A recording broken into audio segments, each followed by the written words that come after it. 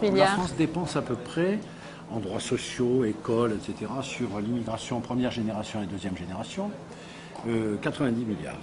90 milliards d'euros. Et cette immigration rapporte environ 60 milliards. Donc, comme on est dans l'absolu flou, je dirais que c'est entre 40 et 20 milliards. En toute hypothèse, nous sommes en échec de 40 à 20 milliards. Tous les pays du monde sont en train de vérifier les dépenses causées par l'immigration. Et donc, à partir de là, je me suis emparé des dépenses sociales de l'immigration, notamment la CMU et l'AME, où là, j'en ai trouvé des vertes et des pas mûres. Voilà, et l'AME, justement, est un dispositif qui coûte très cher. Oui. L'AME, il faut dire à nos auditeurs que l'AME, c'est l'aide médicale d'État, c'est-à-dire les seuls habitants de la France qui sont remboursés à 100% de tous les dispositifs médicaux, c'est-à-dire hôpitaux, médecins libéraux, couches thermales, grossesse, sans avoir à verser un euro, sont les immigrés clandestins. Donc quand vous êtes clandestin, vous avez 100%. Quand vous faites l'effort de vous régulariser, vous avez plus de 80%. Et quand vous êtes français, vous avez 70%.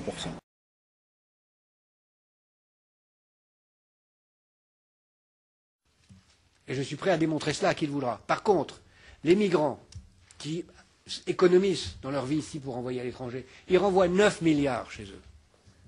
Et donc, la véritable aide française au développement, c'est l'épargne des migrants. Ce qui ne doit pas nous emplir de gloire.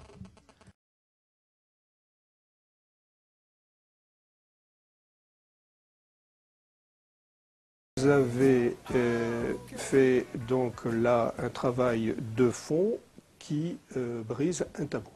Oui, le tabou qui est brisé, c'est celui de la recherche des coûts d'une politique migratoire et plus largement des coûts de l'immigration, voire aussi des coûts de l'émigration et des coûts de l'intégration. En France, c'est une question qui est très peu abordée, alors qu'elle est abordée chez nos partenaires étrangers, que ce soit le Royaume-Uni, l'Italie, les États-Unis ou le Canada.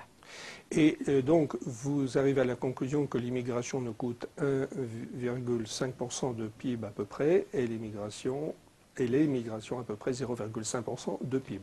C'est ça, on peut dire que le déficit cumulé de l'immigration et de l'émigration, c'est 38,3 milliards d'euros, donc c'est pas loin de 2 points de PIB.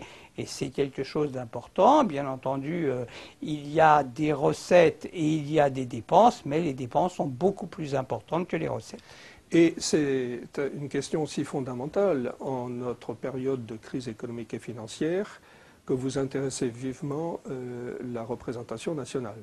Oui, j'ai été auditionné ce matin par le groupe UMP qui s'est constitué sur l'étude des chiffres de l'immigration et je trouve important que la représentation nationale, toute formation confondue d'ailleurs, puisse un jour s'intéresser à ce que les contribuables payent pour l'immigration et pour l'immigration et à ce que aussi l'immigration et l'émigration rapportent au budget de l'État. Actuellement, le ministère de l'Immigration voudrait faire une étude du coût des migrations irrégulières.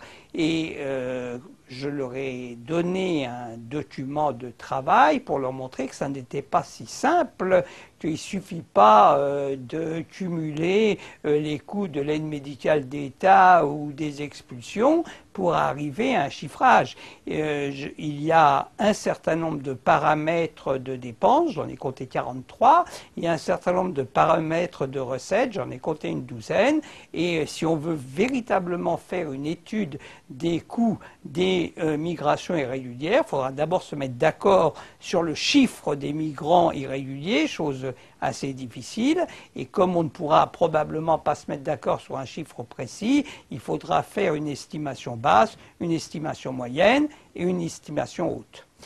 Et enfin, peut-on dire qu'il y a un lien entre immigration et émigration, en ce sens qu'un excès de pression fiscale incite à émigrer et de généreuses prestations sociales attirent l'immigration? On peut dire qu'il y a aujourd'hui une sorte de véritable shopping migratoire qui fait que les gens font très naturellement le calcul de savoir où ils ont le plus d'avantages et le moins d'inconvénients. Donc s'il y a plus d'avantages à travailler à l'étranger qu'à travailler en France, on a une immigration importante, et s'il y a plus d'avantages à travailler en France ou à venir en France qu'à rester dans les pays d'origine, eh bien, on décide de choisir de préférence la France par rapport à d'autres pays européens. Bien, Jean-Paul Gurevitch, je vous remercie. So they say